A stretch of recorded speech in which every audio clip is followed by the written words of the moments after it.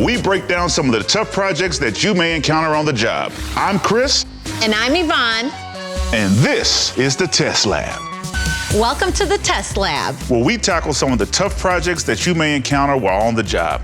I'm Chris Johnson. And I'm Yvonne Johnson. And we are the owners of Reclaim Karma, based out of Atlanta, Georgia. So today we're going to be talking about one of the latest internet crazes and trends, which is mixing floor materials. And I have no idea why anybody would want to do that other than to irritate a contractor like me.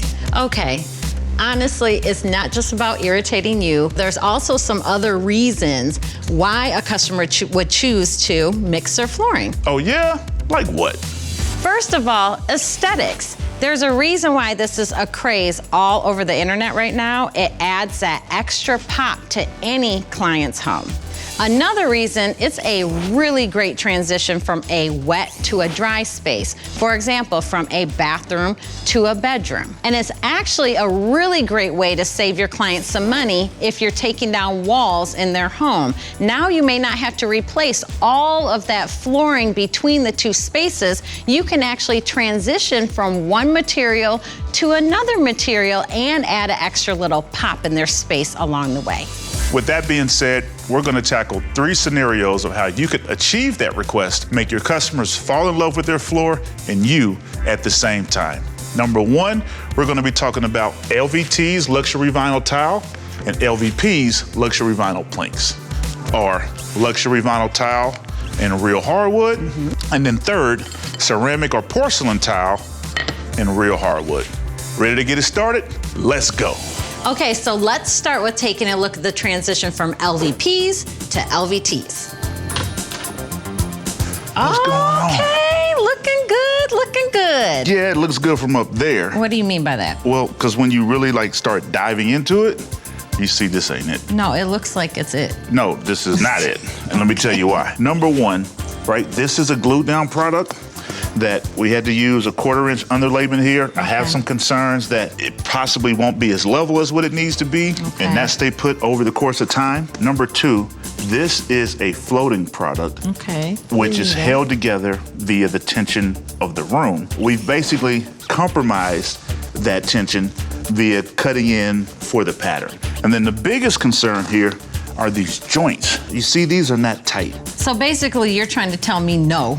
Unfortunately, yes. Yes, no, that this doesn't work. Hi. What's going on? Feeling good about this one. But we're not quite there yet. Number 1 is the heights of these materials here, right? They just don't pair well. Look at the difference in the height right here.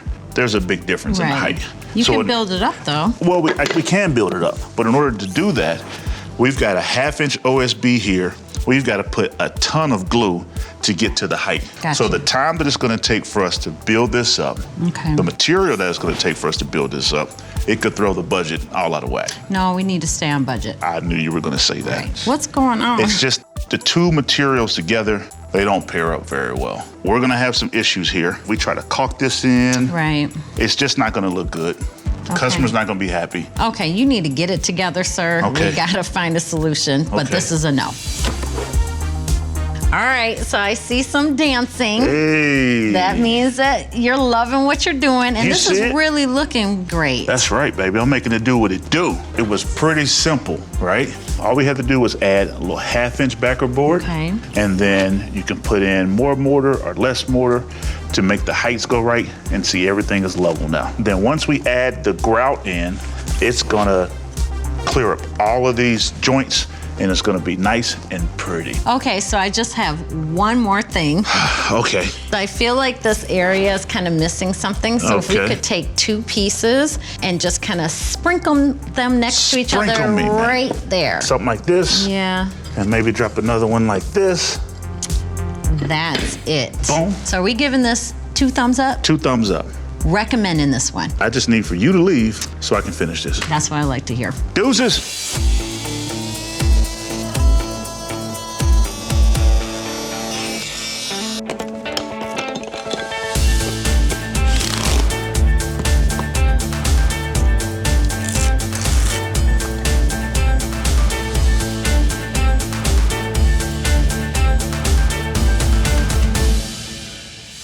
Let's recap.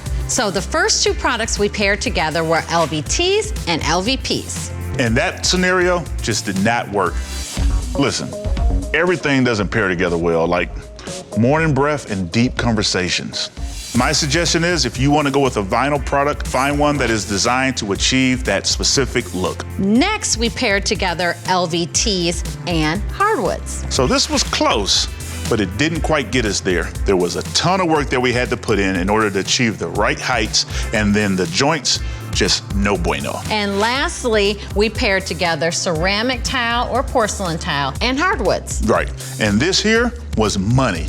After we slapped the butter on the biscuit, it brought it up to the right height. Everything was clean and flush. Our joints were nice, so when we grouted it, everything looked professional. So this one, we're recommending. Recommend this, 2 thumbs up. All right. Thanks for letting us take you inside some of the best ways to mix flooring materials. And make sure to like and subscribe and check out our other videos for more important do's and don'ts on the job. See you next time. Bye-bye.